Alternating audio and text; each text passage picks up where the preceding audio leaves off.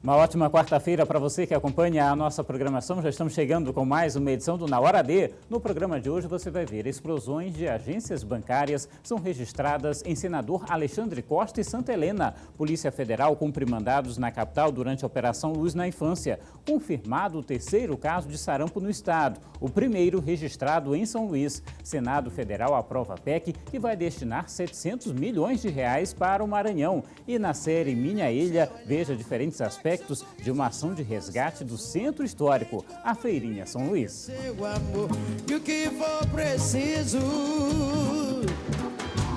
regue seu olhar, regue seu sorriso, chão com seu suor.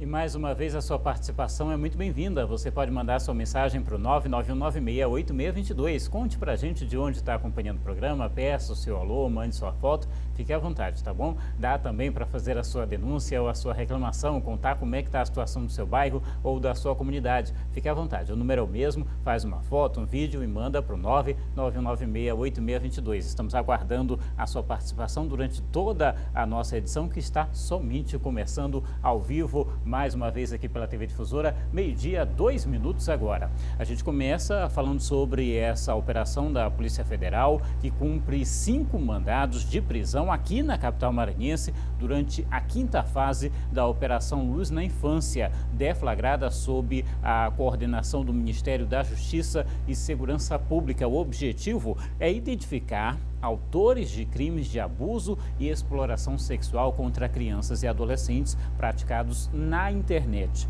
Cerca de 650 policiais dão cumprimento a 17 mandados de busca e apreensão aqui no estado e também no Paraná, Santa Catarina, Amazonas, Amapá, Alagoas, Rio Grande do Norte e também Rio de Janeiro. Outras informações também sobre essa operação você pode conferir no nosso portal MA10 durante todo o dia, tá bom? Então, tá aí para você a ação sendo desenvolvida pela Polícia Federal aqui no Maranhão e também em vários outros estados. Lamentavelmente, continua, né, essa verdadeira rede que se formou, isso não só aqui no Brasil não, né? Em vários países, lamentavelmente, uma rede que compartilha, usa a internet para compartilhar, para trocar, enfim, fotos, vídeos com crianças, com menores de idade em situação de abuso sexual. Lamentável, né?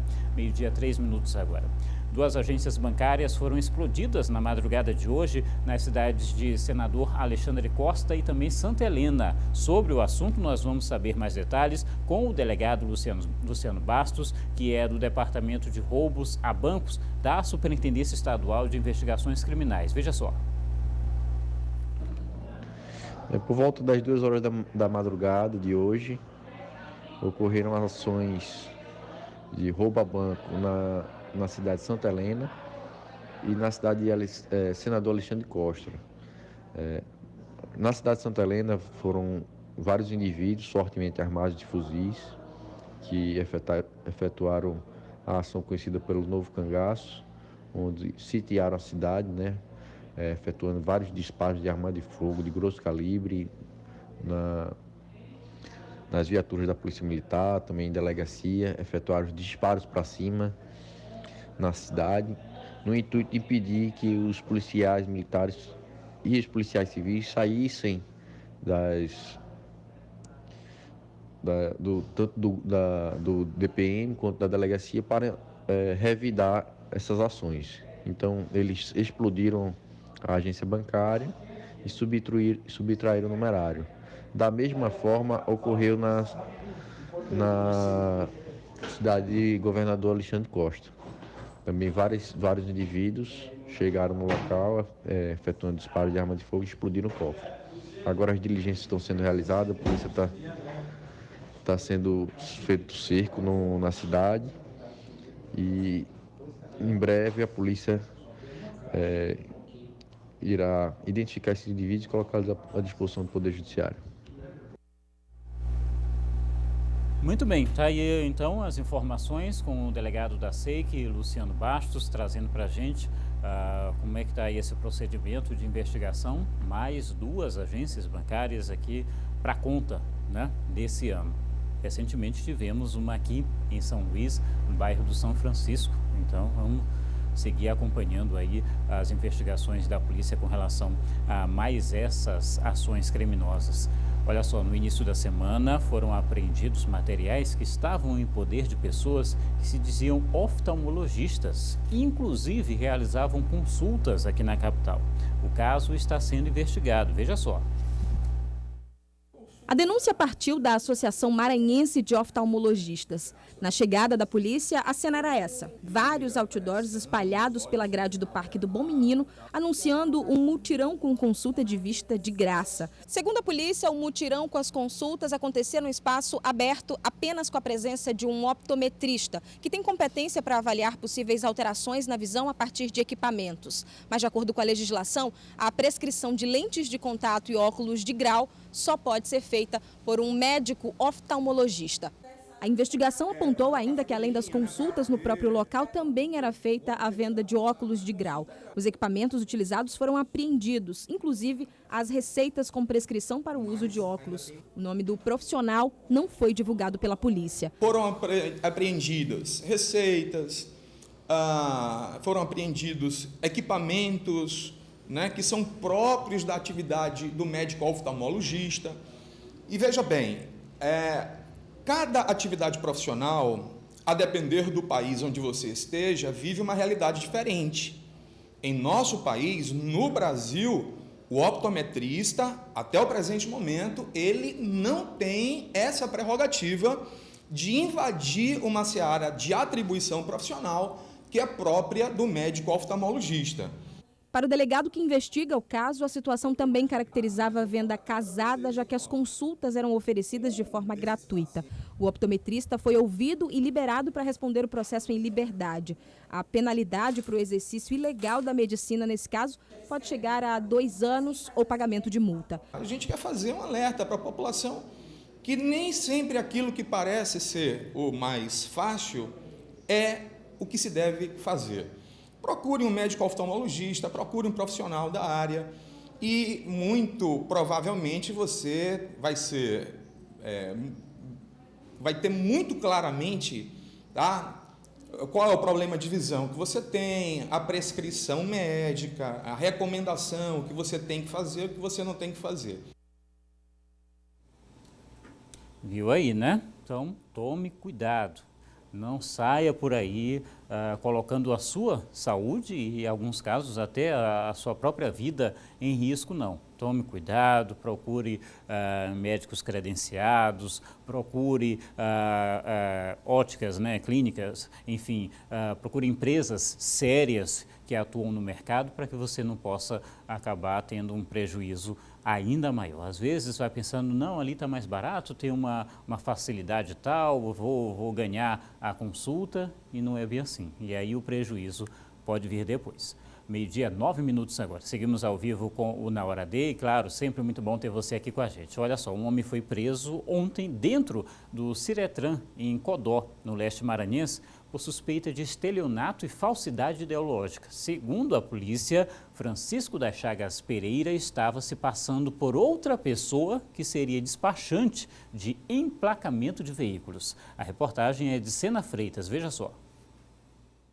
Este que está sentado é o Francisco da Chaga Pereira de Souza, 51 anos de idade. Segundo a vítima, o Francisco da Chaga enganou ele, dizendo que era um homem chamado Menezes e era despachante em documentação de automóveis. Só que a vítima descobriu que o Francisco da Chaga não trabalha como despachante e nem é o Menezes a qual ele usou o nome. Pessoas descredenciadas ficam sempre próximo ao prédio Detran, se passando por despachante. Segundo a polícia, o Francisco da Chaga é uma das pessoas que aproveitam a oportunidade para dar o golpe como despachante. A Polícia Civil já sabe que o Francisco da Chaga não é da cidade de Codó, mas sim da cidade de Timbiras. Francisco da Chaga negou ter se passado pelo homem chamado Menezes, mas disse trabalhar com outra pessoa. Você presta serviço para uma empresa.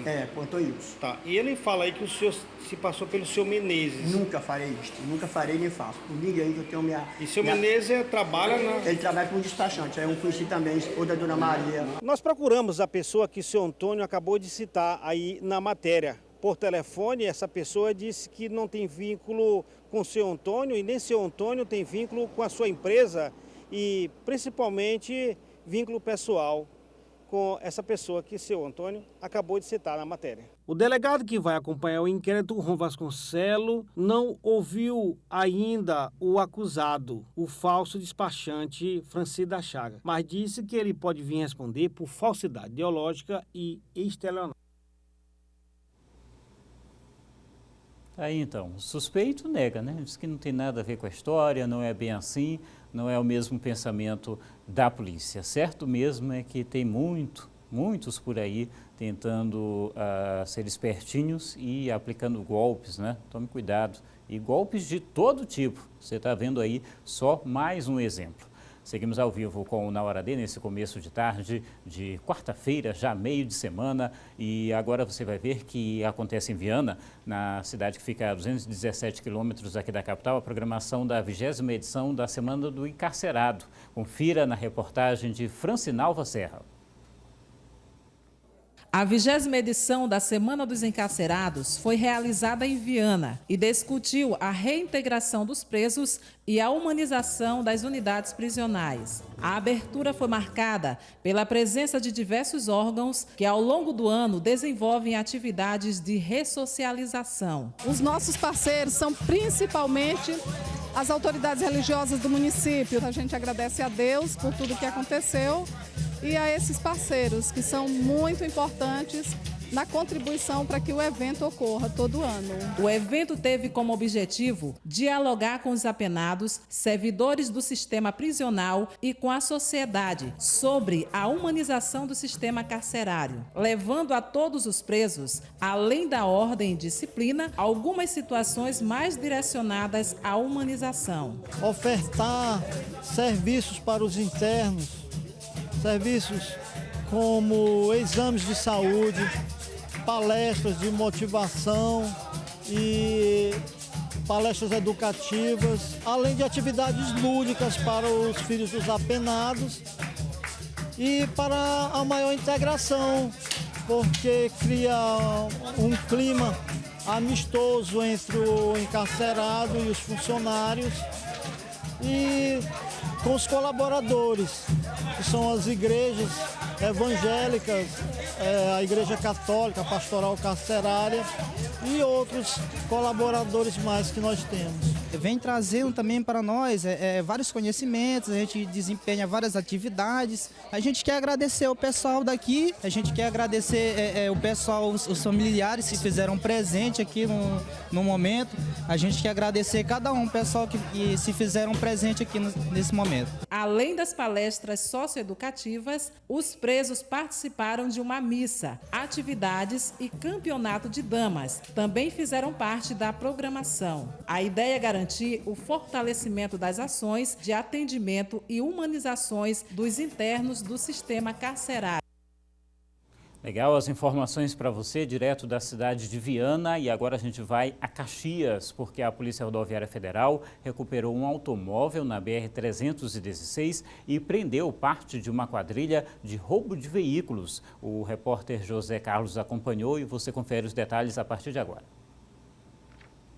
Nós falamos aqui da BR-316, do posto de fiscalização da Polícia Rodoviária Federal.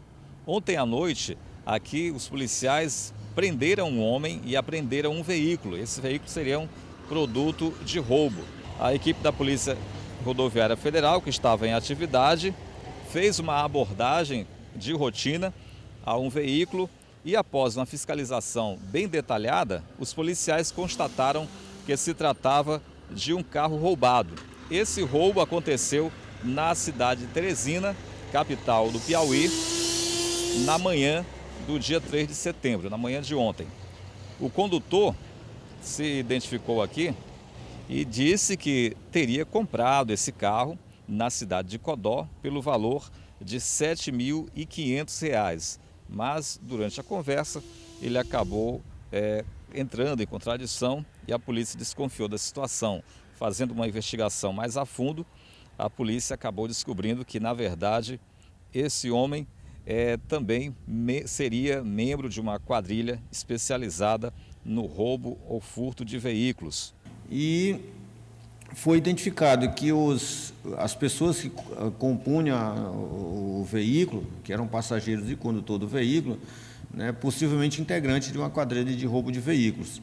Inclusive, a vítima do roubo reconheceu o condutor como tendo sido o autor do roubo do veículo, né, em Teresina. Tá? Ainda há informações de que o próprio condutor também do veículo, que teria sido o autor do roubo, já tem passagem, né, pelo crime também de roubo de veículos. Então, possivelmente, essa quadrilha ainda estaria de posse do veículo que eles mesmos teriam roubado na manhã de ontem em Teresina. Diante dessa situação, tanto o veículo roubado, apreendido aqui na PRF, como os envolvidos foram levados para a Delegacia de Polícia Civil para as providências cabíveis. Lá eles foram ouvidos pela delegada de plantão, doutora Carolina Dantas. As imagens são de Edivaldo de Farias. Obrigado, José Carlos, pelas informações, direto na cidade de Caxias. Esse aí não convenceu, né? Tentou passar o papo lá na Polícia Rodoviária Federal, mas acabou não dando certo, foi preso. Meio-dia, 16 minutos agora, a hora da sua participação pelo 991968622. Vamos lá, mensagem na tela da TV Difusora. Vamos ver as primeiras desse começo de tarde, da edição de hoje do Na Hora D. Um alô para Edmilson em Anajatuba participando com a gente. Obrigado, Edmilson. Um abraço para você e a todos em Anajatuba também. Manda um alô para mim, é a Ruth de Chapadinha, que já está na tela da Difusora. Obrigado, Ruth. Seja sempre bem-vinda aqui à nossa programação, hein? Um alô para Edson e Edilene Silva, que também já estão interagindo com a gente. Um abraço para vocês, sejam bem-vindos mais uma vez aqui ao nosso programa. Um alô para Tamires e também Rainara, já na tela da Difusora. Obrigado pela companhia, hein? Obrigado pela participação também. Já mandou a sua? Você pode mandar a sua foto, o seu vídeo para o nosso WhatsApp, inclusive fazendo a sua denúncia ou a sua reclamação, hein? Contando como é que está a situação do seu bairro ou da sua comunidade. O número você conhece, 991968622. A gente vai agora para um rápido intervalo. Já já você vai ver que o Senado aprovou o PEC que vai destinar 700 milhões de reais para o Maranhão. A gente volta já com essa, outras informações e a sua participação aqui no Na Hora D. Até já!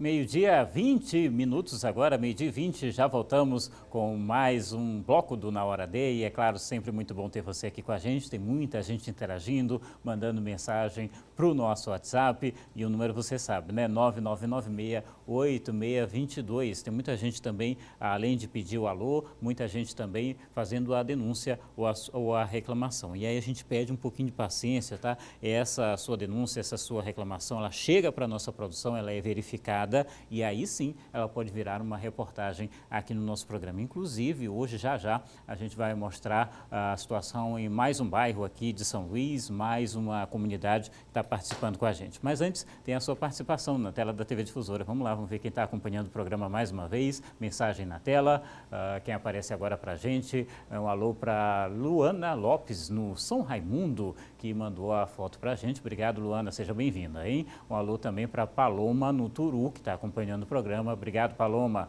Um abraço para você, hein? Quem aparece agora, boa tarde. Manda um alô para a galera de Vargem Grande, sempre acompanhando o programa da gente. Obrigado, hein? Um abraço a todos aí em Vargem Grande e a você que mandou a foto, a mensagem para a gente, tá bom? Um alô para Alisson e também Alessandro, em Rosário, que também estão interagindo com a gente. Obrigado a você que mandou a mensagem. Um abraço para o Alisson e para o Alessandro também. 991968622. Mande a sua, tá? Meio-dia, 22 minutos agora. Olha só, começaram a valer as novas regras para tirar a Carteira Nacional de Habilitação. Entre as mudanças estão o simulador facultativo e também a redução de aulas práticas noturnas. Ao vivo, quem traz mais detalhes, quem traz mais informações é a repórter Geice Gomes, que já está aqui com a gente. Olá, Geice, boa tarde. Boa tarde, Hugo. Muito boa tarde a todos. Agora, o uso dos simuladores fica a critério do próprio aluno. Sobre o assunto, eu converso com o José Bom Tempo, que é diretor de uma autoescola. José, explica pra gente como é que fica essa mudança, partindo aí do número de horas aula em geral, que acaba envolvendo aí também o uso dos simuladores. Boa tarde. Ok, boa tarde. É o seguinte, quando o simulador estava sendo utilizado, o aluno recebia 20 aulas práticas e 5 aulas no simulador. Com a mudança, ficou assim, o simulador é dispensado e o aluno só precisa fazer 20 aulas práticas, com a opção de fazer 5 no simulador e 15 aulas práticas. Além disso, tem a alteração relacionada às aulas noturnas. Quais os impactos disso? Bom, a aula noturna, né, a preocupação das autoescolas com relação à aula noturna é o perigo, né, a segurança, que o aluno e o instrutor ficam muito mais vulneráveis, né, a essa questão da segurança. E a dispensa das aulas noturnas é um problema a menos, né, para as autoescolas. O uso dos simuladores ao longo desses cerca de 2 anos em que ficou em vigor, ele teve muitos impactos, por exemplo, na prática desses condutores na rua, ou não houve uma comprovação? Não, o que as autoridades de trânsito, né, lá de Brasília chegaram à conclusão que o uso do simulador, ele não acrescentou nenhuma melhora, né, na aprendizagem e também na prática, né, do aluno. E também observando países que têm um ótimo trânsito, né, pelo mundo afora, eles não utilizam o simulador. Por isso que o simulador foi dispensado. Em relação a esse tempo de aula prática, o senhor acredita que esse tempo que ficou estabelecido é suficiente para que o aluno, de fato, ele consiga desenvolver essas habilidades para o trânsito? Olha, nem com 25, né, nem com 20, quer dizer, nem com 20, nem com 25, né, a maioria dos alunos fica apto, né? Então a maioria deles precisa fazer aulas extras para se tornarem aptos, e isso aí, inclusive, o nosso instrutor é que decide, é que dita, aluno precisa ou não de mais aulas.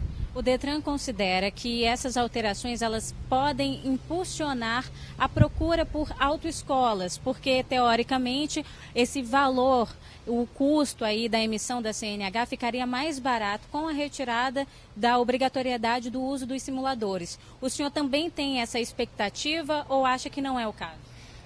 O que a gente observa aqui é que o candidato procura a autoescola mais por necessidade, né, do que pelo custo de ter simulador ou não. Isso é que nós percebemos aqui. Quer dizer, a demanda, maior ou menor, está em função de outros parâmetros. Muito obrigada pela sua entrevista. É isso, Hugo. Hoje já entra em vigor aí essa nova determinação. O uso dos simuladores que estava aí sendo obrigatório durante esses últimos 2 anos, a partir de agora fica a critério dos usuários, dos alunos. Hugo. Obrigado, Geice, pelas informações, então, atualizando, né, esse processo para a gente, que agora todo dia muda, né, eles não se decidem. Eu acompanhei na época que definiram que o simulador deveria ser obrigatório, necessário para que o futuro, né, condutor tivesse ali a formação adequada. As autoescolas, inclusive, fizeram um movimento, disseram não, é muito caro, a gente não tem como bancar, né, tudo isso, e aí conseguiram, se organizaram, e agora decidiram que não é mais necessário. Complicado, né? 12h27 agora. Olha só, o plenário do Senado aprovou ontem a PEC da sessão onerosa, uma proposta de emenda à Constituição que permitirá a repartição com estados e municípios de recursos arrecadados no leilão do pré-sal. Um entendimento foi construído para garantir as mudanças nos critérios de distribuição feitas no Senado sejam aprovadas pela Câmara dos Deputados. Com essas mudanças, a previsão é que o Maranhão receba no próximo leilão mais de 700 milhões de reais. Sobre o assunto, vamos ouvir um trecho da fala do senador Everton, do PDT. Vossa Excelência, juntamente com o presidente Rodrigo Maia, foram sensíveis a esse apelo que nós fizemos e gostaria aqui de registrar que a construção do critério e também da obrigatoriedade da execução desse recurso foi feito de forma que atendeu todos os governadores e, claro, pelo brilhante trabalho que o senador Cid Gomes, relator dessa matéria, fez. Então, parabéns e muito obrigado por ter atendido desde o início essa nossa reivindicação e essa preocupação que nós tínhamos quanto à questão da divisão do recurso. Senador líder Weberton, para fazer justiça a Vossa Excelência, antes mesmo dessa matéria chegar no Senado Federal, Vossa Excelência me procurou, fizemos uma reunião com o presidente Rodrigo Maia. Vossa Excelência levou os líderes da Câmara dos Deputados para essa reunião e fez a observação em relação a essa possível emenda que o Senado iria fazer nesta matéria para atender estados e municípios. Então eu queria fazer publicamente esse agradecimento. Muito bem, 12h, 29 minutos agora. Olha só, foi confirmado o terceiro caso de sarampo registrado aqui no estado, o primeiro na capital. O que preocupa é que, segundo o Ministério da Saúde, o Maranhão está na penúltima posição na cobertura vacinal da segunda dose, com apenas 52%. Veja só. O paciente é um homem de 33 anos que veio de Santos visitar a família em São Luís.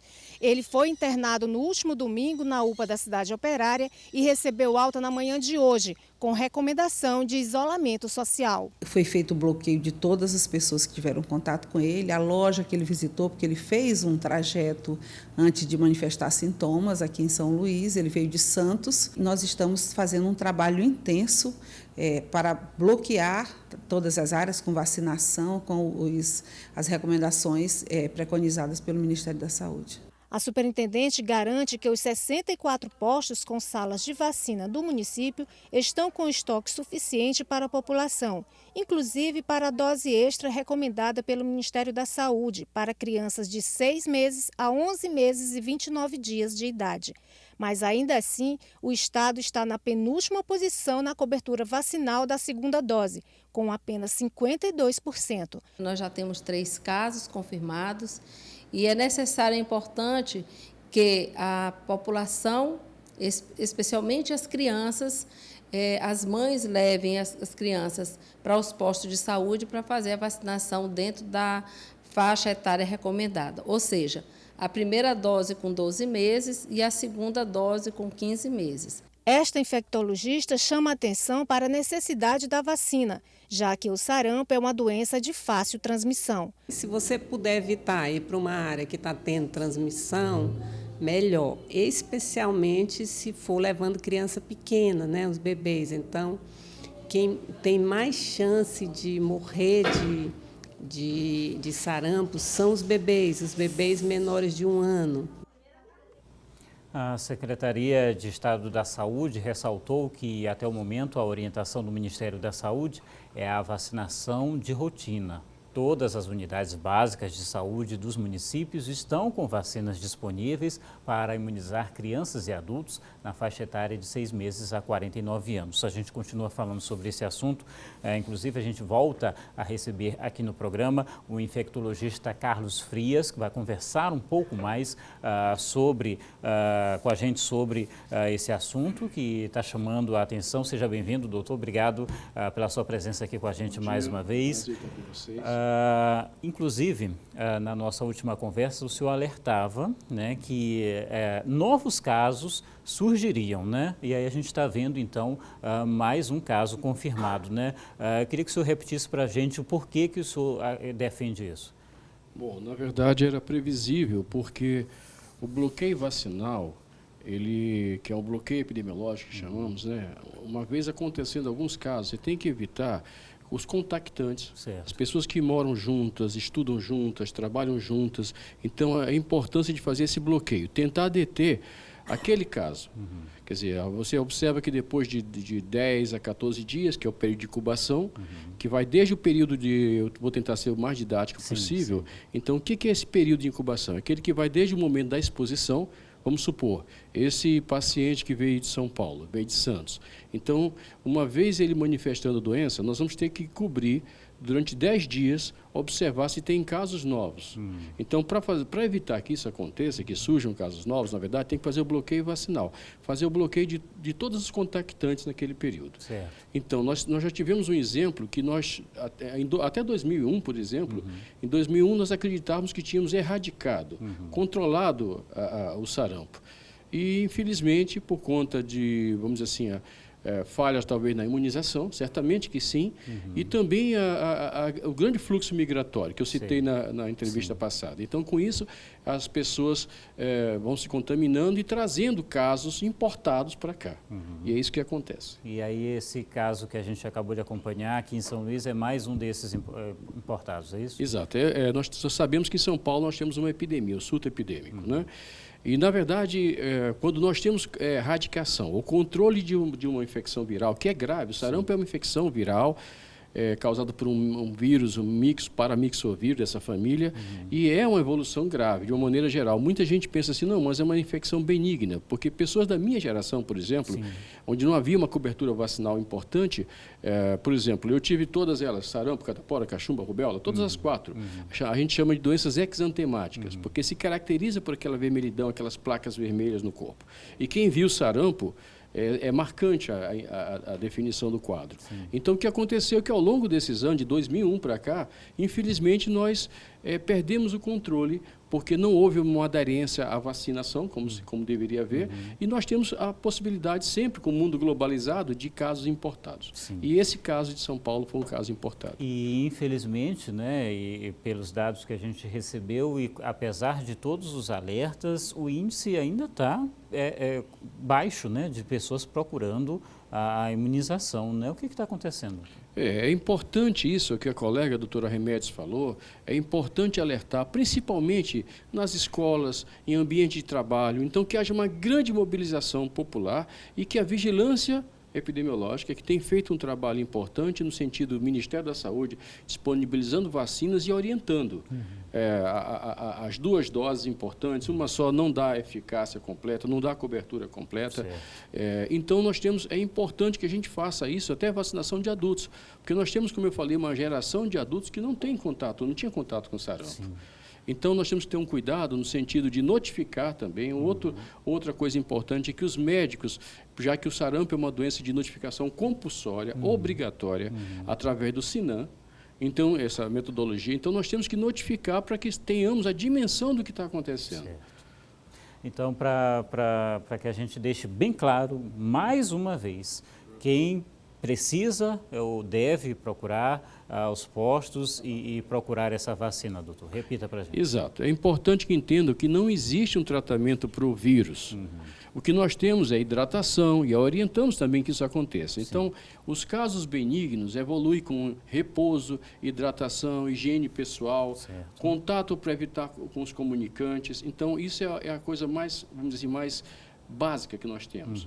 Mas a única arma que nós temos para bloqueio epidemiológico, para evitar que novos casos aconteçam, é a vacinação.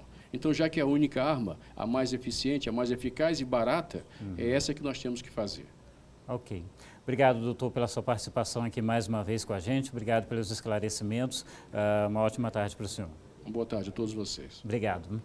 Seguimos com o Na Hora D, aqui pela TV Difusora. Claro, sempre muito bom contar com você aqui com a gente. 12h, 36 minutos agora.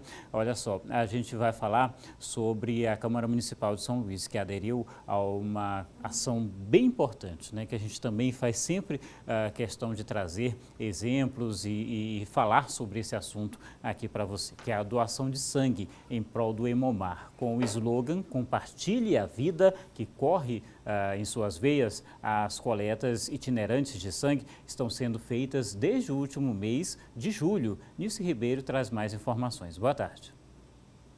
Boa tarde, Hugo. Boa tarde a todos. A campanha está acontecendo aqui na Câmara dos Vereadores e sobre esse assunto eu vou conversar agora com o Plínio Túzulo, que é o coordenador da campanha. Plínio, por que a Câmara de Vereadores? Como é que vocês vieram para cá e quem é que pode ter acesso também aqui? Pois é, a Câmara de Vereadores é atualmente um dos nossos parceiros estratégicos dessa campanha.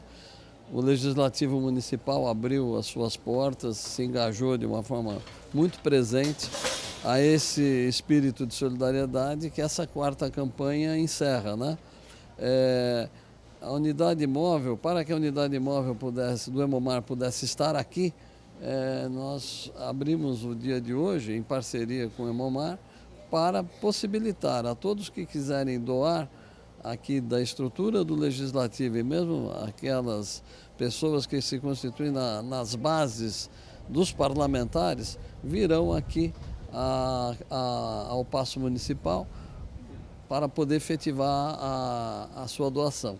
O Grupo Mercúrio atua fortemente sob o espírito de responsabilidade social e nada mais importante do que buscar as coletas de sangue. Aqui ela vai ficar só, a unidade móvel vai ficar só até o final do dia, é isso? Isso, até o final do dia de hoje. E aí é a última etapa desta nossa 4ª campanha, que é Compartilha a Vida que Corre em Suas Veias. A partir daí nós estamos finalizando os nossos esforços e aí vamos fazer um evento de encerramento, vamos fazer um balanço do que foi alcançado. Isso eu quero ter a satisfação de compartilhar com toda a imprensa escrita, falada e televisada. Certo, Plínio, muito obrigada pelas suas informações. Aqui fica até o final do dia, né, até as 5 da tarde, mas é claro que a campanha de doação de sangue continua em todo o estado, nas sedes, né, do Hemomar, em todo o estado do Maranhão. Nice Ribeiro para o Na Hora D. Obrigado, Nice, pelas informações. Olha, 12h39 agora. Na região Tocantina, profissionais da saúde receberam capacitação para melhorar o atendimento a casos de saúde mental. Veja na reportagem de Micaele Martins. Mais de 100 profissionais da atenção básica, do CAPES e do Núcleo de Apoio à Saúde da Família participaram de uma capacitação. O treinamento aconteceu no auditório da UFMA Campus Centro e trouxe como tema matriciamento em saúde mental. O matriciamento ele é uma proposta metodológica do trabalho com diferentes equipes de saúde.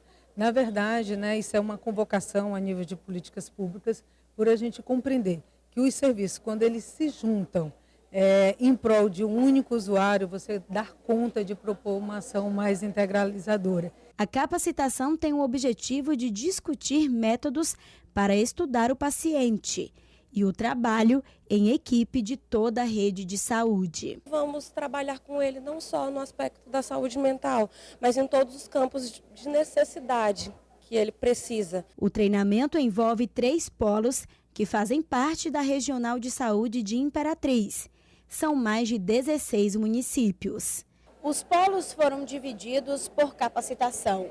Esse já é o 3º encontro que capacitou os servidores dos municípios de Davinópolis, Governador Edson Lobão e Lajeado Novo. O cuidado ele não precisa ser designado, separado.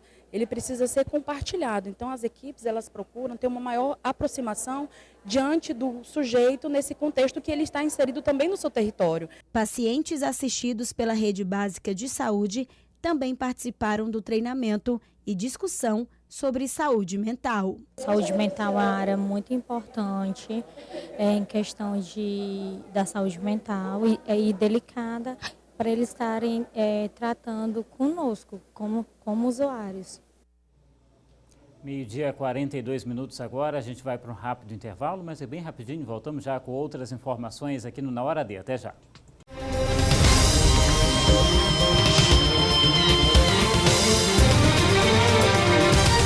Meio-dia, 45, já voltamos com mais um bloco do Na Hora D. Claro, sempre muito bom ter você aqui com a gente e amanhã é o Dia Municipal do Regueiro, mas desde hoje o som jamaicano, que tem tudo a ver com a nossa ilha aniversariante da semana, já começa a tomar conta da cidade. Aqui no estúdio a gente vai falar um pouquinho sobre a programação que foi prevista, organizada já a partir de hoje com o Nailton Lobato e também o DJ Frank Weiler, que já estão aqui com a gente. Sejam bem-vindos, obrigado pela presença aqui no Na Hora D ao vivo.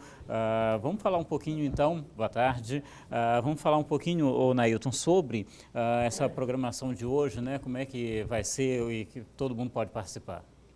O roteiro reggae, né? Ele foi algo que foi implementado já desde 2014 nesse formato e vem agradando não somente os visitantes, porque ele é um roteiro também que é executado no período das férias, mas também o próprio ludovicense, que acaba nesse roteiro conhecendo a sua história. E vamos estar agora aí com a questão de 407 anos de São Luís. Então esse roteiro apresenta a história da cidade de São Luís, algumas curiosidades com relação à história da ilha de São Luís com a ilha jamaicana, e aí tem o guia de turismo e também o DJ Frank Whaler, que conta um pouco sobre a questão do reggae, como o reggae chega no Maranhão, algumas especificidades desse ritmo que é nosso, é da nossa cultura, e está sendo contemplado aí pela Prefeitura Municipal de São Luís com essa programação. Inicial hoje o roteiro do reggae e amanhã o show Vibrações Positivas na Praça Maria Aragão. Legal. Então, Frank, vai ter muito reggae e também um pouquinho sobre o reggae, é isso mesmo? Vocês vão estar lá falando um pouquinho, trazendo informações também? Fala pra gente.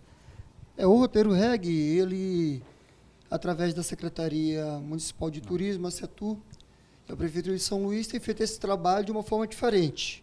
O roteiro reggae ele foi criado para quebrar aquele roteiro simples, onde o guia ia pelas ruas de São Luís, pelos casarões, e ia fazer aquele city tour com as informações. Como se trata da capital brasileira do reggae, São Luís do Maranhão, implementamos então o reggae. Então teremos aí a bike, a gente chama de bike jamaicana, e a gente vai tocando durante todo o percurso, tocando as pedras, como se fala. Eu vou falar dos melôs, da dança do agarradinho, como o reggae chegou, os cantores, particularidades, muita coisa bacana, informação a respeito do reggae. E faremos paradas pontuais, e é nessas paradas que o meu parceiro Anailton fala sobre os casarões, as ruas, a história de São Luís. E o roteiro reggae já é um sucesso, a galera já espera, né? E a gente já começa hoje com a programação Roteiro Reggae, amanhã com o show, aniversário da cidade. Todo esse final de semana, o reggae na ilha, com força, no coração e na cabeça do povo. E também é uma questão, né, Frank, de valorização, né, desse componente que é tão importante e é a cara da nossa cidade, né? E essa parceria legal entre o Frank Whaler e o Nailton, né? E o DJ e o guia, que respira o reggae, e o povo que é legal, porque é diferente.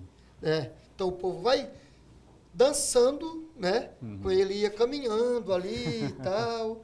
Então a gente vai dançando o reggae, faz a parada, conta a história, ao mesmo tempo que tem um grupo de dança que vai fazer a oficina, né?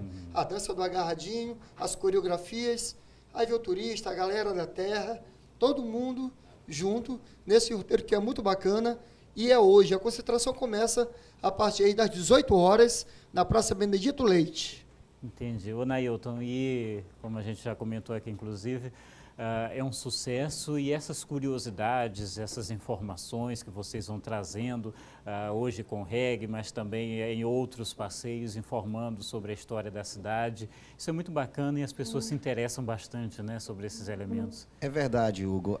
Além da questão do que o reggae, ele na minha vida, né, eu sou vocalista de uma banda de reggae.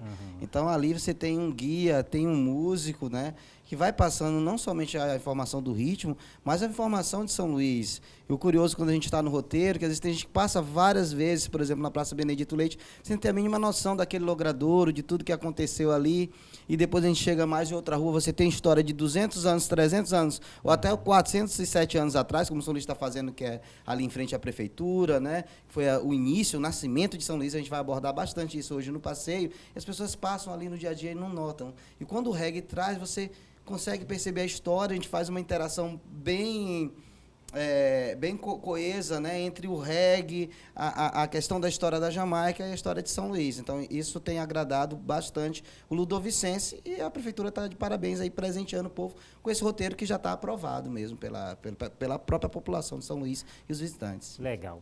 Eu queria aproveitar a presença de vocês aqui, convidar vocês e a você, claro, que está em casa, a assistir uma reportagem agora que tem tudo a ver com isso que a gente está comentando aqui. Porque hoje, na nossa série Minha Ilha, você vai acompanhar diferentes espaços de uma ação de resgate do centro histórico, por exemplo, a Feirinha São Luís. Veja só.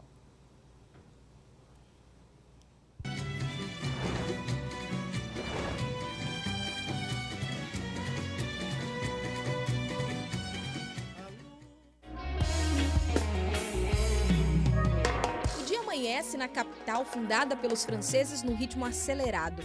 E no domingo, quem mora em São Luís já tem destino certo. O Centro Histórico de São Luís é um dos meus lugares preferidos. A arquitetura colonial, a história por trás dos casarões, tudo isso remonta à trajetória da criação da capital do Maranhão. Há 6 anos, essa cidade me acolheu e contar essas histórias passou a ser o meu ofício. E uma delas, em particular, é bem especial. E começa aqui na Praça Benedito Leite, onde histórias de vida se cruzam, onde a agricultura familiar e os pequenos produtores têm espaço, onde a música popular maranhense é a trilha sonora para o encontro primoroso entre gerações e culturas diferentes. É onde acontece a Feirinha São Luís. Além de ocupar o centro histórico com pessoas e com ações positivas, ela também conseguiu agregar uma série de outros valores, literários, artesanais, né, a comida típica. Acredito que essa ação realmente veio para ficar e a gente sente que há um sentimento de pertencimento das pessoas de São Luís. O ambiente ideal para a dona Ana vender os produtos que planta no quintal de casa no Iguaíba, na zona rural de São Luís. Ela vem para a feirinha todos os domingos e nos últimos 2 anos foi evoluindo junto com o projeto. A gente planta, colhe e vem vender nas feirinhas. Vem gente de fora, priorizar o produto da gente, principalmente verdura. E para fora não tem assim, tipo vinagreira. Né? Aqui vende bem a vinagreira, porque para ir para fora não tem. O Edson, um amigo de longas datas do jornalismo, também deixou o trabalho de carteira assinada depois que montou um estande de venda e exposição dos móveis planejados. Foi aqui que ele também começou a reescrever a sua história. Devido à demanda desse trabalho aqui, de estar apresentando todo domingo, as pessoas todo o tempo estão vindo e estão querendo, e estão sempre pedindo mais produtos, eu tive que abrir mão para ficar só nesse trabalho aqui, que de certa forma não tem nada melhor que trabalhar com uma coisa que tu gosta de fazer, tu faz bem feito, então assim é prazeroso. E não foi só a vida das pessoas que mudou. O centro histórico ganhou mais cor e movimento. A revitalização do espaço garantiu também mais diversão para quem frequenta a feirinha todos os domingos.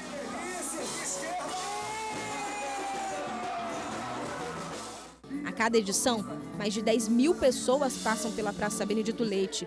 Se for colocar na ponta do lápis, 1.200.000 pessoas já estiveram por aqui. O que reflete também lá na economia. Durante esse tempo, o capital circulante foi de 55 milhões de reais. Aqui de cima, olhando para a multidão, é possível ter uma ideia da dimensão que tem isso aqui. Um grande retrato da diversidade em prol do resgate do centro histórico, que é também patrimônio da humanidade, que se tornou o lugar que, em São Luís, todo mundo quer visitar. Eu acho muito legal, entendeu?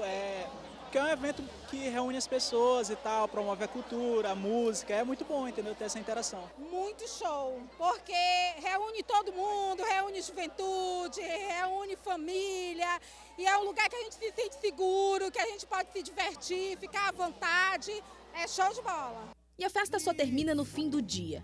E é aí que outra grande atração do Centro Histórico acontece, lá para as 6 da tarde. É nesse horário que as atenções se viram para a praça onde estão reunidos os principais poderes do Estado. É do Palácio dos Leões que o domingo encerra com o espetáculo da natureza. São Luís, aqui é Jamaica, ai, ai, ai. Oi, oi, oi, oi, a capital brasileira do reggae.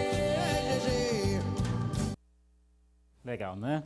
E amanhã vamos mostrar as histórias de pessoas que escolheram o Centro Histórico de São Luís para morar, na reportagem da série especial Minha Ilha, que você acompanha amanhã durante a nossa programação aqui da TV Difusora.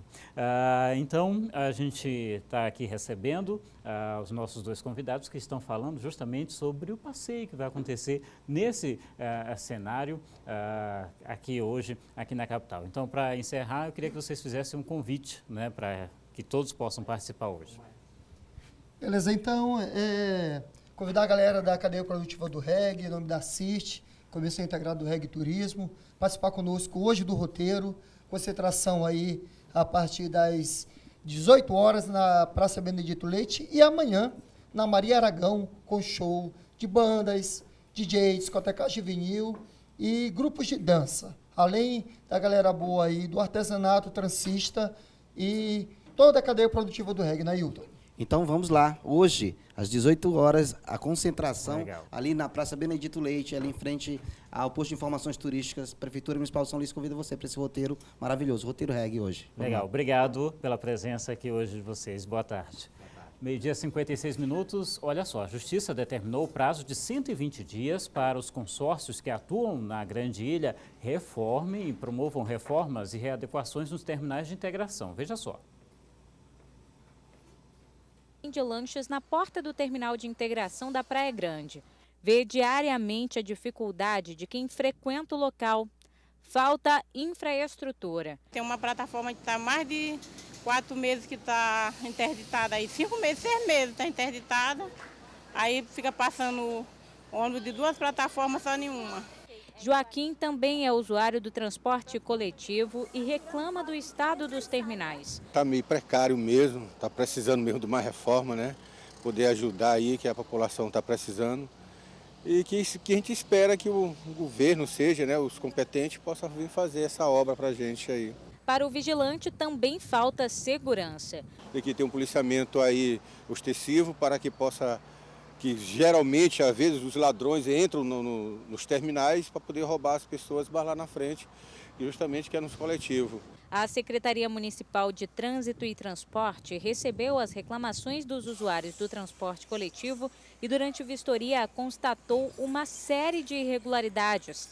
Entre elas, rompimento nas calhas de drenagem, falta de capina e danos na pavimentação asfáltica do terminal do Distrito Industrial. Além disso, banheiros para pessoas com deficiência estão sem barras de apoio, ausência de piso tátil, mangueira de hidrantes, entre outras irregularidades no terminal da Praia Grande. Os consórcios responsáveis pela administração dos terminais alegam que a responsabilidade é da Prefeitura, porque já receberam os terminais deteriorados.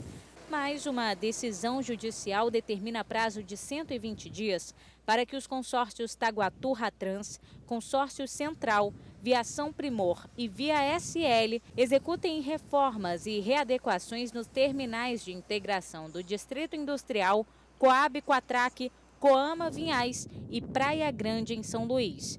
O laudo que foi apresentado pela SMTT, juntado aos autos, ele indica uma série de irregularidades que seriam de falta de manutenção. Alguns nas estruturas, nos telhados, nas estruturas de ferro, no piso. A decisão foi expedida pela Vara de Interesses Difusos e Coletivos em caráter de urgência por causa dos riscos à segurança dos usuários. O juiz Douglas de Melo Martins ainda convocou os consórcios e a Prefeitura de São Luís para uma audiência de conciliação marcada para o dia 14 de outubro. É possível que nós encontremos até alguma solução intermediária para resolver esse problema. Não seria absurdo, por exemplo, se nós chegássemos no dia da audiência e chegássemos a um acordo em que o município assuma o compromisso, por exemplo, de regularizar o asfalto, o piso, para acabar com aqueles problemas de ondulação, e os consórcios, os empresários assumissem o compromisso de resolver os problemas estruturais. Eu vou tentar e farei o máximo esforço para encontrar uma solução consensual para esse problema. Muito bem, os consórcios informaram que não vão se posicionar até serem notificados. E com essa informação a gente fica por aqui. Outras notícias você acompanha às 7h20 da noite no Jornal da Difusora. Obrigado pela audiência, um forte abraço e até amanhã.